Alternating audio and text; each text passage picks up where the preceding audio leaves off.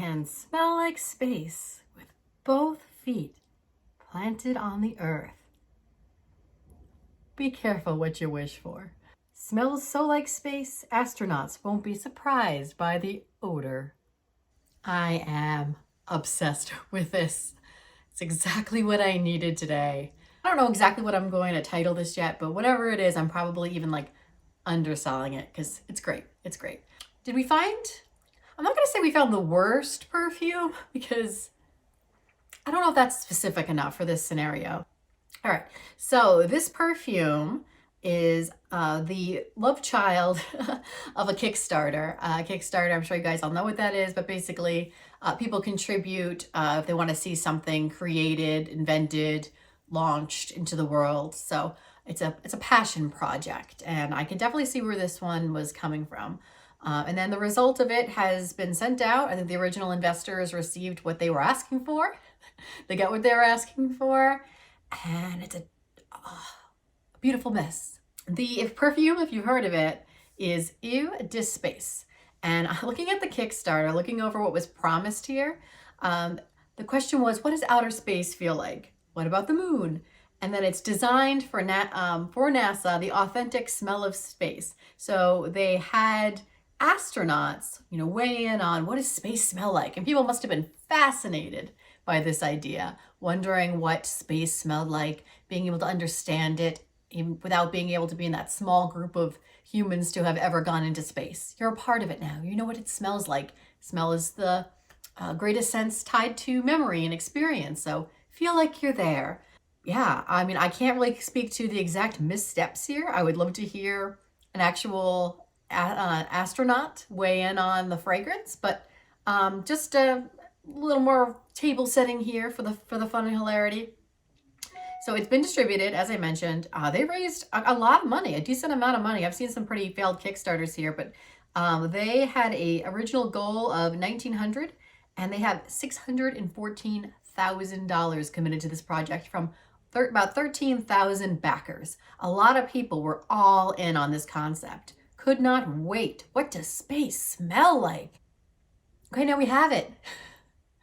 And this sounds like the most unwearable perfume to have been created. I can't verify that. I don't have one yet. If I get my nose on one, I'm a little scared to. I'm a little bit of a scent coward in some places. But I'm going to read some of these reviews, and they're a little horrifying. Like, there's some emotions attached to these specific scents that are really dark. This is not a dark video. This is a light video. But I'll go to the reviews in a few minutes. Anyway, so I threw out some of the general scents that they were going for, and it's described on Fragrantica as a metallic, smoky, mineral, ozonic, which is extremely unique, and there's comments on that, aromatic, warm, spicy, and plastic. All right, so the notes that people have identified here, it's a mix. It's an odd mix. And also keep in mind, too, that there's not a ton of reviews and tons of people weighing in because it is only the Kickstarter folks, I think, that have received this fragrance. But they say there's metallic notes, latex, fire, gunpowder, those ozonic notes. And then on the other end of the spectrum here, so you get all that really industrial, rough, inauthentic, and they've mixed it with biscuit, rum, fruits, and almonds. Okay. So does it blend? Does it work? I mean, you already know it doesn't because we're doing this. And then they've compared it to, and honestly, if my perfume was being compared to this fragrance, it would really hurt my feelings, but I guess I don't make perfume. But it's been compared to A City on Fire, which is a fragrance I smelled, and it is a very literal fire scent. So I'm guessing that the note in this Eau de Space is pretty prominent. And then Rook by Rook, which I am not familiar with. But Fragrantica tells me it's more of a leather, but again, it has that smoke in it. So I think both of them are just pulling up the same breed of smoke there. Let's read some reviews. I don't think this is a perfume meant to be worn on the skin, and I advise not to do so. So, I mean, on the positive ends, it does get a lot of acclaim for its, not acclaim, what is the opposite of acclaim in a situation like this? Infamous for its longevity and its projection, but in this sense, it's a bad thing. You know, this person is a little kinder than the others, and they say that it's unique, not something they want to smell every day. Don't wear this, and that it does last forever. So we're just sort of we're in the shallow end here. We're going to get some deeper into people's struggling with their mental health after encountering this perfume.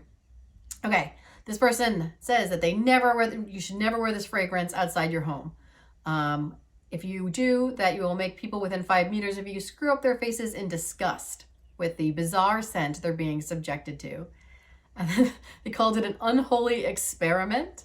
They said that they felt like it had been like a anthropomorphic, rotted orange brought to life against its will that longed for death. I'm paraphrasing. Maybe I'll stick the actual words here and give that person credit because it's hilarious. But basically this rotted citrus and then a scorched plastic. So an unholy demon of an orange, and then an impending sense of doom. Not the emotion you want to conjure with any sort of scent, right?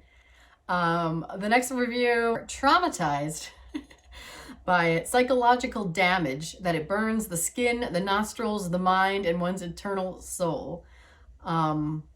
I mean, sometimes art gets a strong reaction in that way, but I don't think that's what you're really going for with perfume. And looking at the innocent wording of the Kickstarter, I don't think that they were going for trauma, emotional pain. I don't think that's what they were going for. I think they were going for a unique experience, and what they pulled off was just misery. This person says, dumpster full of burning plastic and rotted food paired with sweaty butt. I made my 9-year-old read that one this morning and he was cracking up. Vile monstrosity of a fragrance.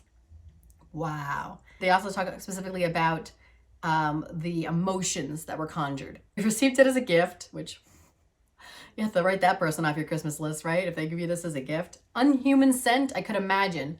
It smells like a breakdown, dystopia, anxiety, and deep loneliness. Then they say on the positive then, extreme sillage and longevity. Wow. And then this person has had it for at least a year. I guess they didn't immediately toss it, because then they say that they tried it again a year later to see if the scent, I guess, macerated in a positive way. And they say that their stomach hurts and they have the urge to throw up. Oh my goodness. I'm picking and choosing from these reviews, but please go out to Suffergrantica and read them all verbatim. You will hopefully get a chuckle out of this, because people are painting some very abhorrent word pictures of what this experience is like. And I am in. I am so in. If you have experience with this fragrance, I'm dying to know. Please let me know. Did you contribute to the Kickstarter? What were you hoping for? What'd you get? I might do some more just digging on the internet too, just to see if there's anybody in here, or like an astronaut's response. I would die. I would love to hear an astronaut's response. I don't know how many astronauts are in my subscriber base, but if you're here, dying to know if this matches up with your memories of space. Anyway, I hope you had fun with this little quick hit here. I just had to film once I just went down this rabbit hole of hilarity. That is all for this one. If you like fragrance content, please subscribe to Second is the Best. I upload whenever it strikes my fancy. That is all for this one. I will see you in the next one.